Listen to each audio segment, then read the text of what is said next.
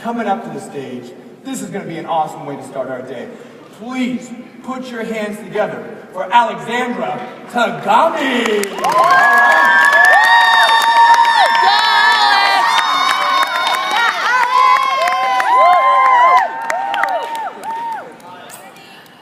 So, 18 is the age of a woman, right? And I turn 18 in a couple weeks. So in the past year, I've been doing some thinking about what it means to be a woman. And something about my family is that it's always been just me and my mom. So I grew up with this idea that I would always be in charge of my own life when I grew up, and that I wouldn't really need to help anyone, that I wouldn't need to be subservient to anyone.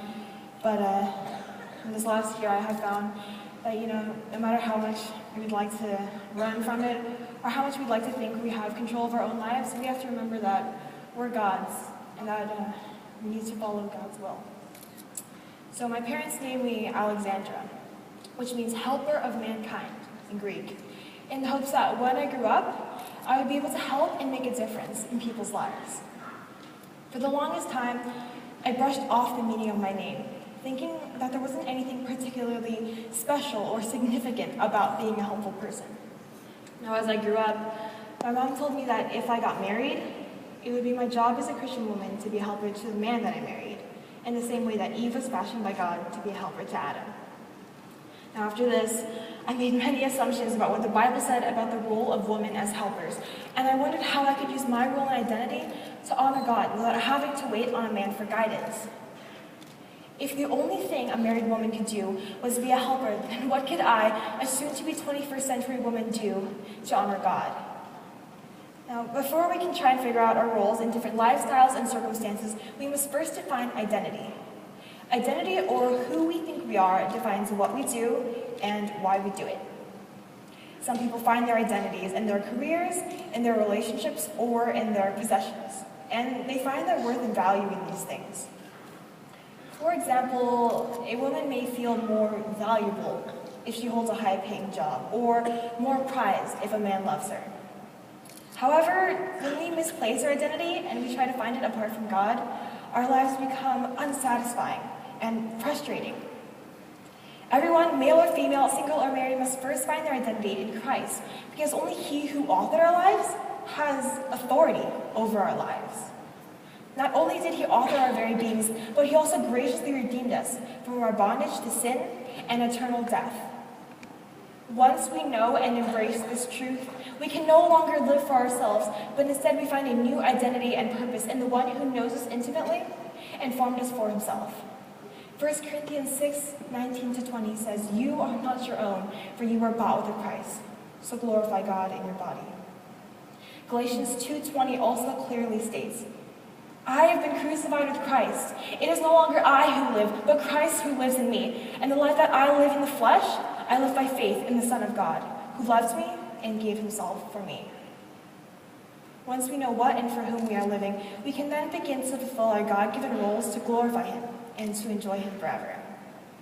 Now, we reflect God's character when we glorify God, when we try to reflect and display His character. And one way we can do that is by helping each other.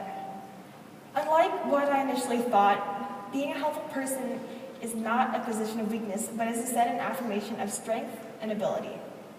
Did you know that the Hebrew word for helper used to describe Eve in Genesis 2:18 is actually the same word that David often used to describe God?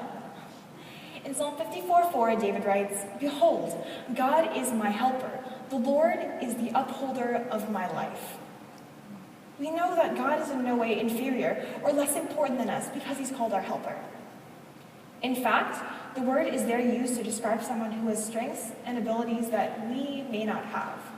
Now, man has to help each other because there are so many things that man cannot do. And when we help each other, we actually reflect God's character, because it is a glorious thing that God is our helper. What man cannot do by himself, God accomplishes completely and fully through Jesus Christ. Now, whether a woman is single or married, she brings tremendous worth and value to the relationships she's invested in when she enjoys and embraces her role as a helper. She is to find her own unique way to honor God by helping others in a broken and hurting world. This can be done by, she can find ministry opportunities to help at home, at church, at work, at school, and on the missions field. Proverbs 31 tells us about a wife of noble character who is to be praised because of her helpfulness. She works with her hands to provide for her family, buys land good for farming, trades with merchants, gives to the needy, and teaches wisdom and kindness. Now, through this passage, I learned that being a praiseworthy Christian woman isn't done by making a list of traits that seem positive in the Bible, like being beautiful or soft-spoken or good at bearing children. It's about honoring the Lord in everything that we do. Proverbs 31:30 tells us that while charm is deceptive and beauty is fleeting, a woman who fears the Lord is really the one who is to be praised. That can be done by developing integrity, by trying to cultivate the traits that are actually praised in the Bible, or by trying to behave in such a way that really reflects God's own character, which are definitely things that I think we can strive for no matter what culture or era in history that we live in. Thank you.